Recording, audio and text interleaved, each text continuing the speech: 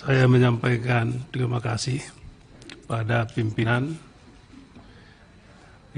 rapat yang saya hormati dan banggakan, Pak Kapolri dan seluruh jajarannya, yang saya hormati Ibu Bapak sekalian, anggota Komisi 3. Itu Pak Arteria Dahlan ya?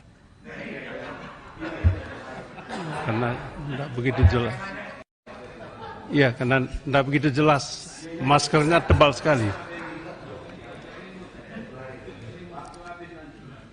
Ada dua hal yang ingin berkenan pimpinan saya sampaikan di forum ini untuk Pak Kapolri dan untuk Bapak Ibu sekalian.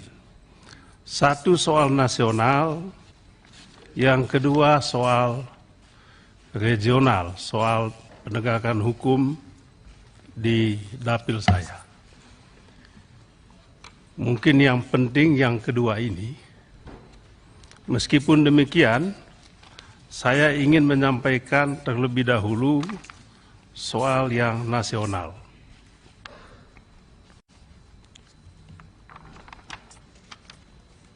Saya tadi mengikuti sungguh-sungguh Pak Kapolri dan Bapak Ibu sekalian, pemaparan yang saya anggap luar biasa. Pak Suding tahu saya tidak pernah memuji, agak mahal kalau saya memberikan pujian, tetapi saya harus objektif mengatakan ini.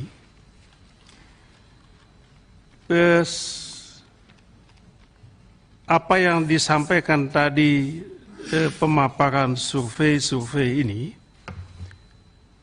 menunjukkan bahwa institusi ini memang ada perubahan, ada perbaikan. Terima kasih banyak atas perbaikan ini. Survei mengatakan bahwa institusi ini mendapatkan dalam pemaparan tadi tingkat kepercayaan yang paling tidak nomor 2, nomor 3, 76, 75, luar biasa. Saya pribadi bahkan memberikan penilaian yang lebih tinggi, 80%. Luar biasa kemajuannya ini. Dan ya tentu saya juga mengikuti pemaparan dari tahun ke tahun, dari periode ke periode. Saya rasa prestasi yang dicapai saat ini tidak lepas dari prestasi periode-periode sebelumnya. Jadi ada kesinambungan.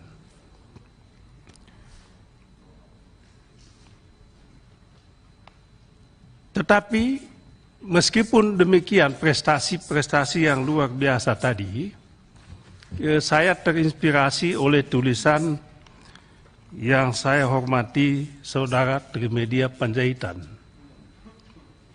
di dalam Kompas belum lama ini tentang reformasi kepolisian. Intinya dia mengatakan, udahlah, semua itu baik semua. Soal prestasi tadi luar biasa untuk COVID itu, ya iya, bagus sekali. Tapi dia bilang itu bukan tugas utama institusi kepolisian. Ini tulisan beliau. Ada betulnya juga. Tugas utama institusi ini adalah melakukan penegakan hukum dan memberikan keamanan, perlindungan kepada warga. Saya setuju sekali soal ini. Oleh sebab itu Pak Kapolri yang sangat saya hormati,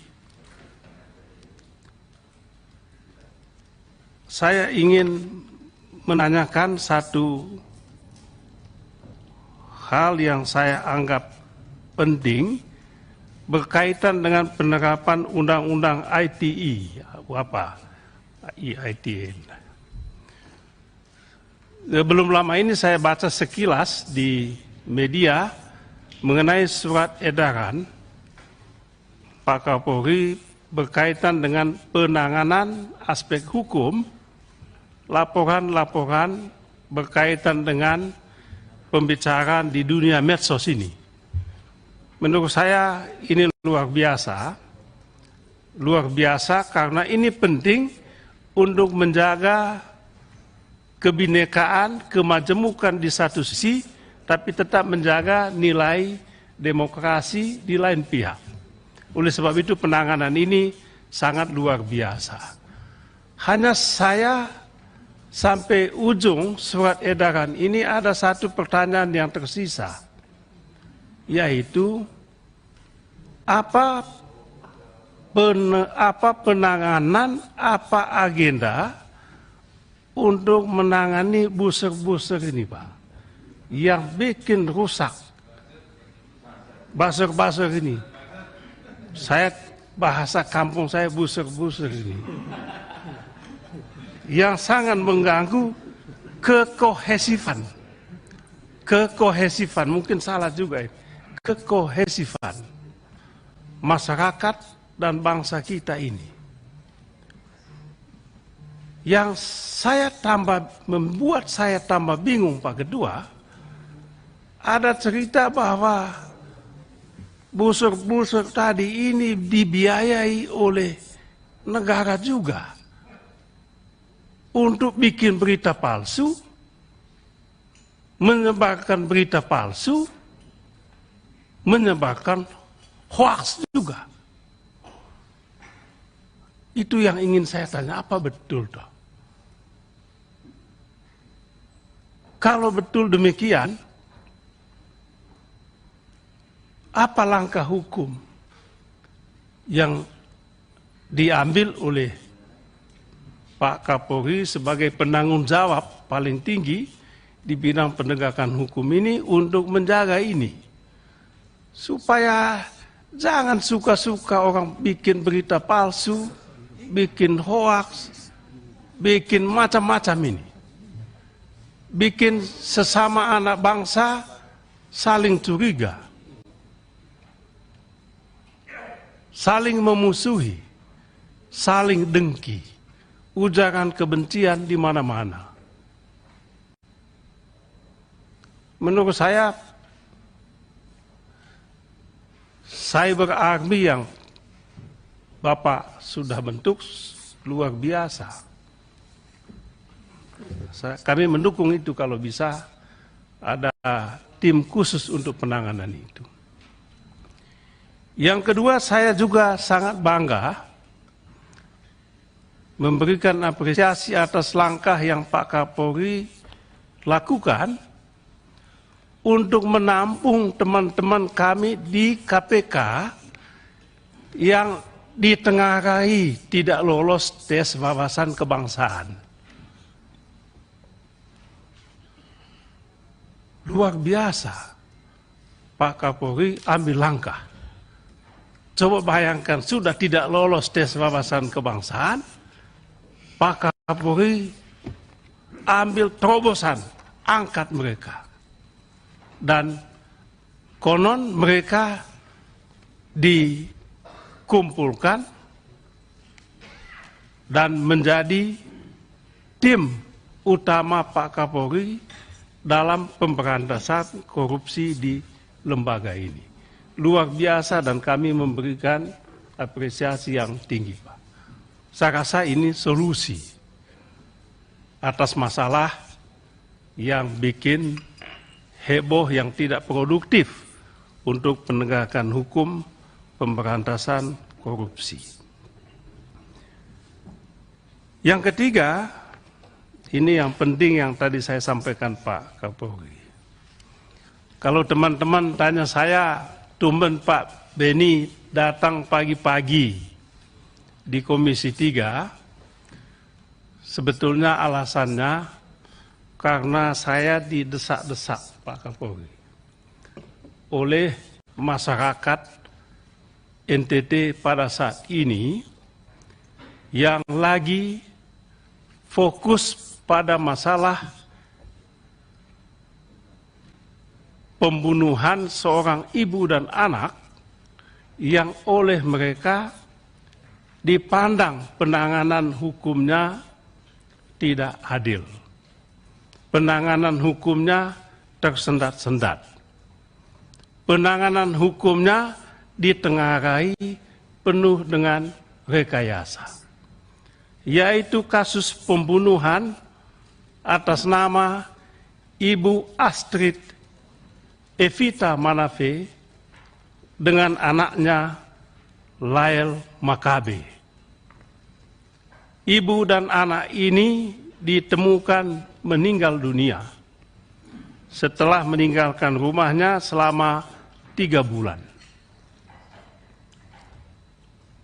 Mengapa kasus ini kemudian menyita perhatian publik NTT pada saat ini? Pertama, alasannya lamban sekali penanganannya.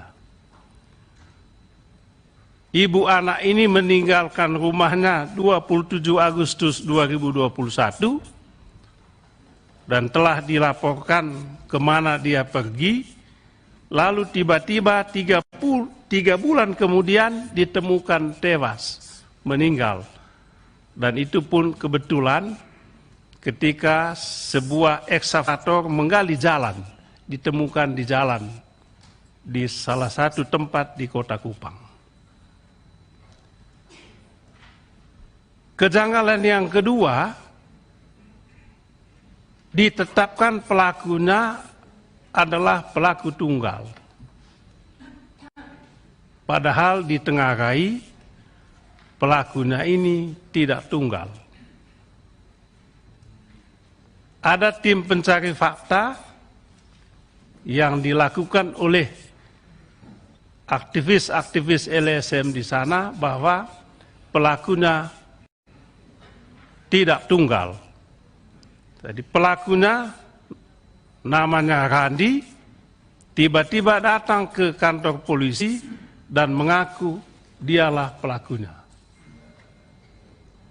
Jadi ada semacam rekayasa terhadap pelakunya ini. Artinya ada pelaku-pelaku lain sebetulnya, tapi ada kesan pelaku-pelaku lain ini ditutup-tutupi. Dan yang ditutup-tutupi ini tentu bukan pelaku biasa. Kejanggalan yang ketiga, si Randi tadi yang ditengarai sebagai pelakunya mengaku bahwa dia yang membunuh si Astrid tadi dengan cara mencekik. Kemudian si Astrid membunuh anaknya juga dengan cara mencekik. Padahal menurut hasil otopsi ditemukan ada benda tumpul, ya diduga benda tumpul sehingga memak kepala dan sebagainya. Jadi ada kejanggalan-kejanggalan. Atas nama masyarakat NTT mohon kebijakan Pak Kapolri jika berkenan ambil alih penanganan kasus ini demi keadilan yang seadil-adilnya.